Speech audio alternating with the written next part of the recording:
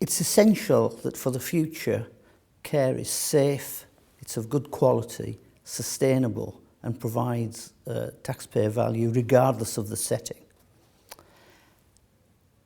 Most care, I think, will be provided closer to home because most of us want to be cared for at home. And I think much more will be done on a self-care basis with great links back to the profession. We need also to ensure that we have strong community services and a reformed primary care system which is able to cope with those demands as we go forward and patients take more control of their care. We need to change hospital settings and to reflect the distribution of resources because hospitals are still very important, but I think one of the challenges is how do we create hospitals for the future. More and more we will be looking at lifestyle prevention, and I think that what we need to do is make people take control of their health and utilise the services only when it's essential for them to do so. I think we can achieve this through much more integration of primary, community and hospital care, but also with the health and social care system. We need, I think, to put the centre of this as the patient, but also it's vital that we reform the provision system to facilitate integration and empower people to do what they do best. So the first thing I think we need to do is create an environment for success, an environment where the patient is at the centre, an environment where we value staff, an environment where we have a good narrative so that meaning is created for the people who deliver our care and receive it. Because when you feel it in the heart, it's much easier to actually undertake. And I think we've lost some of that in recent times. We need to press forward with integration. We need to change the leadership mindset so that we are more customer focused, so that we do listen to staff, to the public and to patients. And in essence, the biggest change for me is that we need to create healthy organisations where matters are open, transparent and addressed in a very, very early position to avoid festering and difficulties being created at a later point. So to me, that is what we need to do. The NHS system at the moment is very complicated, and we somehow need to simplify that so that people can give of their best, because at the centre of everything is an interaction between an individual, their family and the professions. So I think that integration is the way forward. I also think that doing a lot to help empower the workforce is vital too. And if we create healthy organisations where people listen and act on concerns, and we put the business of the patient ahead of the business of the system, I think that's key.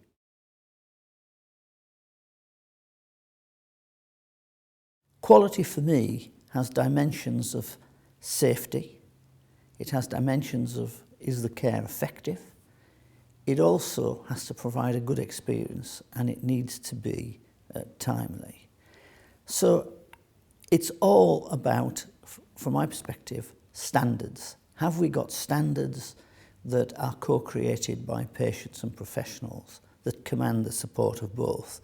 And how do we empower professionals and patients to actually ensure that the standards are met for them?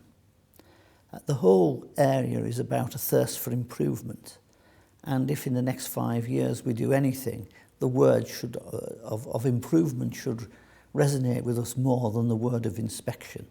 Because the best way to regulate is for the professions and the patients to have a clear view of what's required and work together to deal with it, rather than be regulated by some external body. Leadership is essential. And as top leaders, we need to put the customer first and work with the patient to co-create the services they need. We need to have strong accountability from the board to the ward, and we need to be less tolerant of poor standards and address problems. During the time I did Innovation, Health and Wealth, it was very clear that some felt you could manage innovation top down, some felt you could just leave it to grow from the bottom up. Whichever you do requires leadership.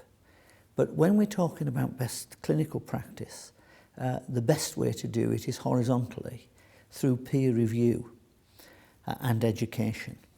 It's for this reason that we've set up academic health science networks, so that as a group of peers, they can drive change and develop excellence in that horizontal way.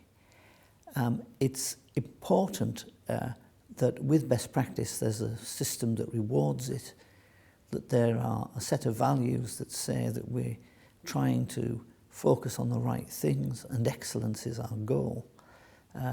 And we need to encourage innovation which has some experimentation, which also recognises that risks are there and we may not always be successful. So alongside innovating comes learning, and if we do that, we will gradually increase the quality of care that we can actually achieve. The Time to Think Differently series is a very good innovation, and I'm sure that there are many ideas on how we can improve healthcare. These range from the whole spectrum of prevention to care delivery. We should also realise that medical advance, technological advance, and the need to give priority to demography as we all grow older are really important elements of the future. But the thing that will be really different is if we stop talking about it and make it happen.